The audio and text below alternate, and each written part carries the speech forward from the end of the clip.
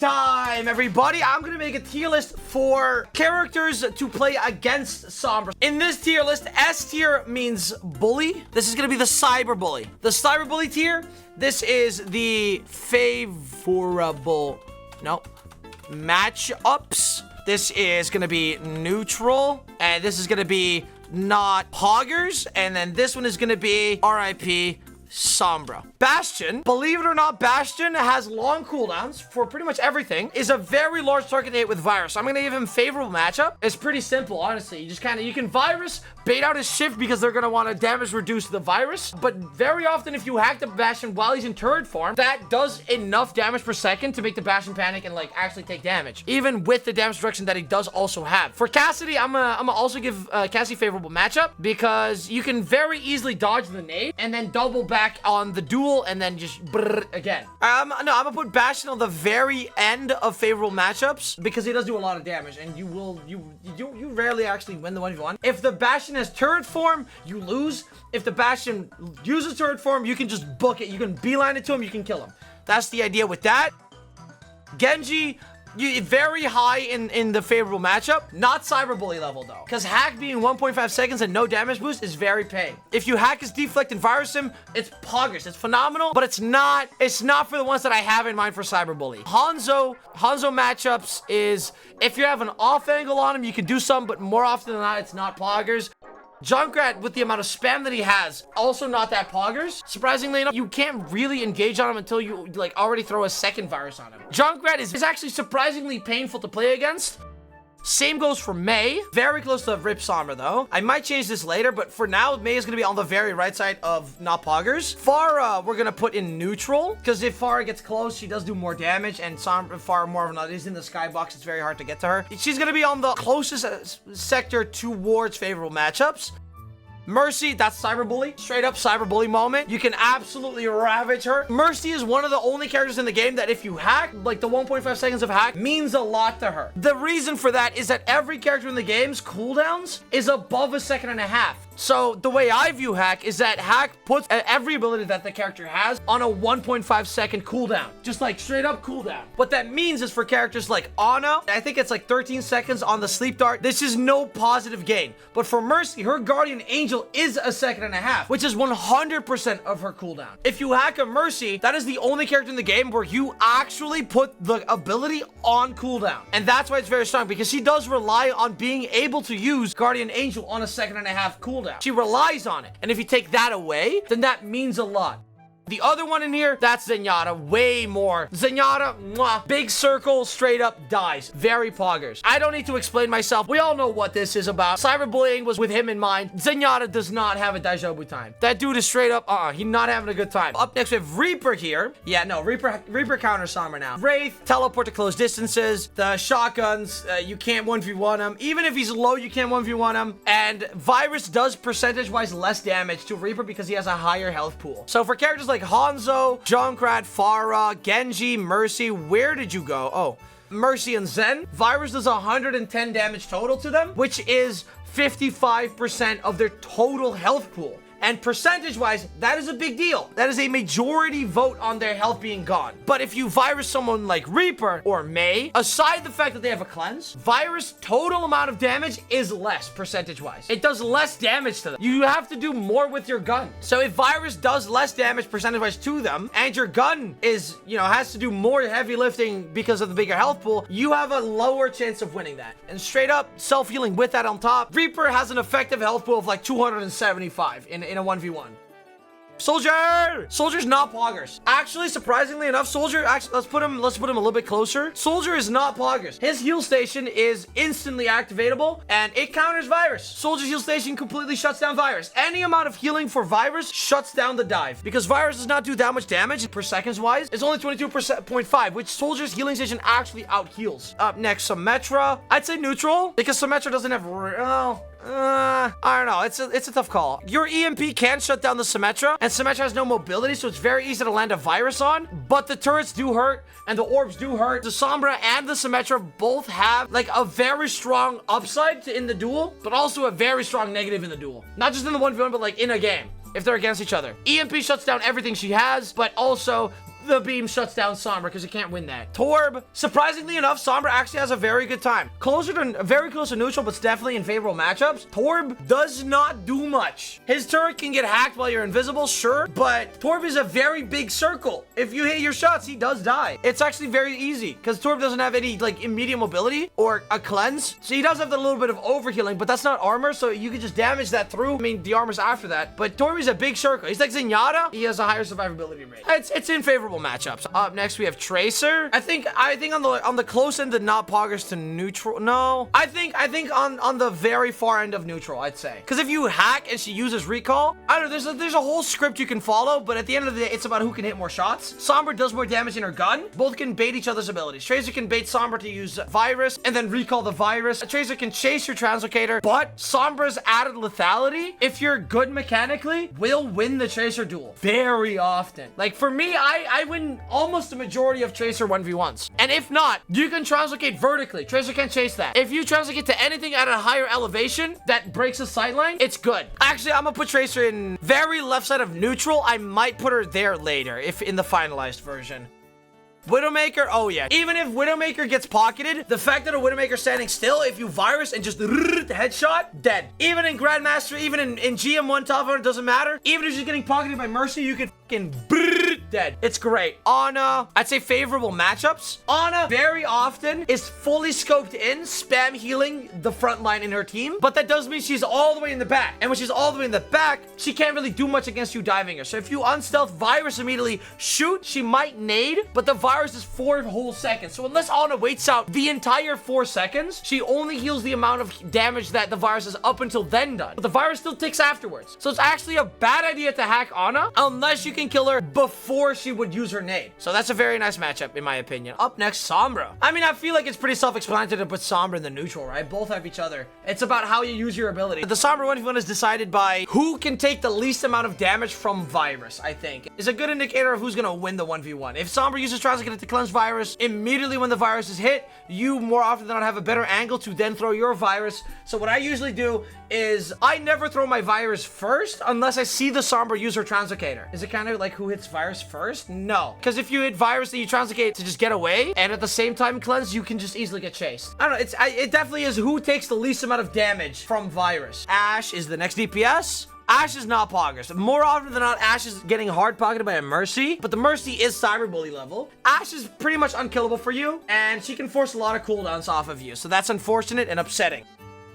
Echo, I'm gonna give Echo neutral. Worst neutral, because she does do a lot of damage even if you hack her. Beam is interruptible if she's shooting someone else, and Echo being one of the flyers is always going to be at like a weird off angle to like get an angle in. Echo's engagements are very similar to Tracer, but Echo can be in the sky. If the Echo is plugged up by a Mercy, you can hack the Mercy. That gives you the advantage. That's different from Ashe though, because Ashe and Mercy are in each other's silence at all times. Mercy is following the Echo in the sky, and Echo is shooting downwards to someone else. But an Ashe can turn around way more easily than an Echo would. An Echo is a way more favorable matchup than Ashe, but still pretty much neutral. Up next, Sojourn. Oh yeah, RIP Sombra. Rest in peace. Sombra is donezo against that. Straight up, nah.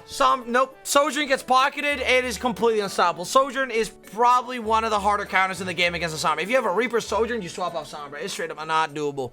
Not doable. Lucio. I mean, Frogger did say 1v1s are more easy, but I put Lucio definitely favorable matchups. If you had a virus on Lucio, it's great. I put Lucio in favorable matchups, but not very deep into it. So Lucio, if you hack him out of wall ride, that is very strong. You can also hack him out of amp it up, because amp it up is a multi-second ability. Like when you do amp it up, it stays amped up for a bit, but you can stop the amp it up if you hack him while he's doing it. It just straight up zero, negates it. So you can hack him at a wall climb, which is a very strong utility, because wall climb, I mean, it's not an ability with an actual cooldown on it, but a Lucio does use wall ride every 1.5 seconds effectively. Moira, Cyberbully. It's actually shockingly easy to hack Moira out of her coalescence, her ultimate. Shockingly easy. And aside that, the orb is a difficult thing to do. Sure, that's hard. If you bait out her fade by hacking her, she's dead. Straight, no, I'll put her in favorable matchups. I'll put her on the left side of favorable matchups. Because her self-healing, if she does run after you, that's gonna be a problem. You might lose that way. But hacking her out of coalescence is extremely strong. It's a very big deal. Next support is Brig. We put Brig in neutral though. You'd think Brig would be in not poggers, but but no, I'm struggling here. I think I might put her on not poggers, but like on the left side of it. Soldier's definitely gonna be over here though. Armor pack can completely stop you from doing anything, but Brig isn't very ranged in terms of damage and stuff. In the previous version of Sombra, Brig was way more of a big deal because the damage boost was minimized by armor. Shield blocks virus, yeah, but Sombra no longer plays in the angles where Brig would naturally block virus and stuff like that. You don't hack her, but you could just lob viruses at her because she doesn't really get to dodge much. She can't do anything to not get hit by virus. So if you get a side angle, Brig is always focused on the front angle, so Brig goes from left to right. If you try shooting a virus like this, right? You're Sombra right there, you're standing right here, and the Brig is going like this, right? Very hard to hit the virus. But if the Brig is standing right to this to you, you're still looking this way. Brig is going like that. And at that point, it's not that hard to hit the virus on the Brig. Next BAP, good side of neutral. You can 1v1. If you bait his lamp, well, it's very doable. I'll put him on the left side of neutral. Left side of neutral. You can actually 1v1 a Baptiste now. His shift is a 1 burst thing. So if you save your virus for after the burst, that is pretty much RIP BAP. Kiriko. I don't know. Not poggers or neutral. I'm gonna put her in neutral, but all the way on the right side. Kiriko's abilities are all pretty long cooldowns. If you see her use one of her abilities, you can force the other one. If you see her Suzu, you can force her to teleport, and then she has nothing. Kiriko is the best example I have to point out that you get to control how other people use their abilities. Because Kiriko's abilities kind of overlap with each other, and if you see Kiriko TPN, that is your green light to book it after her and force her to use Suzu. And if she uses Suzu for self-preservation because she has to, the rest of your team wins the fight. It's like that general thing, but it's in the 1v1 you do kind of lose. We have Lifeweaver. Lifeweaver is hard countering. Lifeweaver straight up is the biggest counter to Sombra. You wouldn't think it. Lifeweaver cannot be headshot from the back because of his little pedal. His grasp makes it so that you can't dive someone else. His grasp also can be used to pull someone to peel for him. His dash gives him an effective 275 HP, and Lifeweaver pedal forces you to use Translocator if you really want to kill him. But generally speaking, his Lifeweaver pedal makes it so that you can't kill him. If he goes up, he's gone. And then there's Tree. Tree gets charged faster than EMP, way faster than EMP, and can't be broken, can't be damaged through because one pulse completely negates the entire EMP. So like if you puts down Tree, I think it's 15 seconds total. There's 6 pulses in which he heals people. And that healing pulse is, I think, either the same, if not just straight up more healing than EMP would have done. So you EMP, he trees, it's gone. Straight up, no more EMP. Worthless. The entire design of Lifeweaver hard counters Sombra. Illari, I'd say neutral. I'm gonna give her a slightly negative neutral, which is like a little bit of a shock, but Sombra can kill the pylon. And the pylon is the thing that gives Illari an insane amount of sustain for the rest of her team. It's a massive, massive AoE, but the pylon has 125 HP. If you lob a virus and shoot, I think like 3 bullets, that pylon's gone. And if the pylon's gone, that means the Illari has the pylon on like, I think like a 14-second cooldown, and she has to focus on healing. And Sombra's the only one that can really break the pylon before a fight happens. So you can effectively neutralize Pylon and force Illari to be an actual healer instead of being like a damage dealing support, which gives everyone an advantage on your team because Illari is not going to be on like a weird angle or 2-shot people. She's going to be way more focused on right clicking and healing people. But if you do engage in a 1v1, she still 2-taps you, so that's Rebozo. We're on to the tanks. That's the fun part. We love tanks. D.Va, I'm gonna give her a strong favorable matchup. D.Va has D.Va Matrix, and hacking D.Va Matrix is very poggers. EMP are out of remech. Generally speaking, Sombra is very strong against tanks, so most of the tanks are going to be up top. Reinhardt, no. Reinhardt is Rip Sombra. Reinhardt has an insane amount of numbers. Reinhardt is either Rip Sombra or in the neutral, entirely depending on what your other DPS is. No other tank in the game has the same issue. Reinhardt straight up, if he holds right click and you have a Genji on your team or a Widom on your team, you will not win a fight. EMP doesn't do any damage. Reinhardt can hold up right click, charge his shield up faster before you can even kill him if you EMP him. Reinhardt effectively hard counters Sombra. Hilariously enough, 1.5 seconds does not mean anything on a hack target for Reinhardt because there's no damage boost to it. So like damage boost used to be the reason why Reinhardt would just like completely explode after getting hacked, but now that's gone. Now virus is just an extra 100 damage on top of the normal amount of bullets that she does, which is less, you know, because of the armor that Reinhardt has. So now Reinhardt just survives every hack that happens on him, even if it's EMP. If you ever see a Sombra with a Genji, you go Reinhardt, they can't do anything. But up next we have Roadhog. I mean, we all knew that was going to be the case, right? Hog is bad. This isn't really because of his design, but if we're talking about his design, you can interrupt his breather. He's dead. He's dead. Bye-bye. Gone. Dunzo. He has hook. If he misses hook, he has breather, and you can cancel breather. He has nothing. He has nothing. Winston is actually a neutral. Actually, no, I'm gonna give him favorable matchup. Winston is one of the very few heroes where you actually get to use EMP for a dedicated reason. EMP is poop. EMP is dookie. But if you use EMP to immediately blast his bubble away, he has nothing in a dive. You can immediately kill him. You can hack him in primal, you can EMP his bubble, but it's still Winston, and Winston can still jump after you, and Winston is still Winston. Up next, we have Zarya, which is not Poggers, but not RIP Sombra. You would think so, because she has 2 bubbles, but if you actually start counting her bubbles, and then based on when she doesn't have bubbles to use virus and hack on her, it actually is very easy to burn and melt her. Because, you know, sure, Zarya has 2 bubbles, but Zarya only has 2 bubbles per 10 seconds, essentially, which is a very easy way for you to memorize when you get to shoot her, when you get to kill her, when you get to do all that stuff. So if you, as long as you keep track of bubbles way more than before, you are way stronger against her. But it's still a cleanse, and it's still 2 cleanses. Actually, I'm gonna put her way up here. You can force her to use bubbles by just hacking her. Zaryas generally tend to want to cleanse the hack. If you virus her, she also bubbles that. So you can force her to bubble when it isn't ideal, therefore leaving her with less charge. Therefore, you have the advantage in a 1v1 after the bubbles are over. Then you dive her.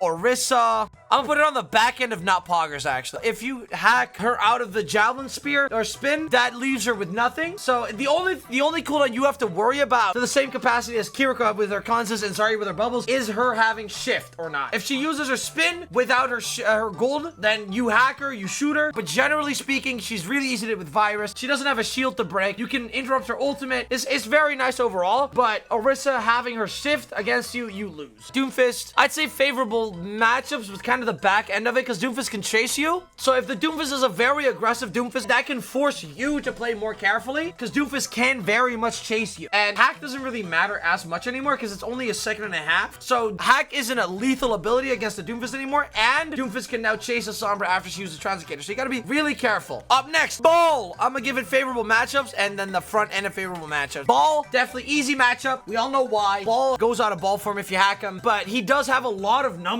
He has big numbers, and that's Sombra's big weakness. Because before, percentage-based damage is generally just like still the same percentage. But if you think about virus being a percentage-based attack, if you throw a virus on Ball and he has 800 health because he uses a shield, that is 1/8. It's not that much damage over 4 seconds. It's not a lot. Sigma. I love Sigma. Kill him. Sigma is the only character in the tank roster that actually straight up just neutralizes his abilities. Nothing Sigma can do. Sombra to Sigma is like Life Weaver to Sombra. Sigma, his suck gets interrupted. His shield gets removed. Like, Sigma has to place his shield, but if you hack Sigma's shield goes away. It's not the same as Reinhardt, because Reinhardt has his shield always with him. Well, I don't know if I should put him as S tier, though, because, like, sure, it's great against Sombra, but Sigma as a character creates the environment in which everyone is like playing together around him. Sigma puts up a shield for his Hanzo, which means if you go hack a Sigma, the Hanzo will shoot you. And Sigma puts up a shield for his Cassidy, for his Soldier, for his Ana, for his Zenyatta,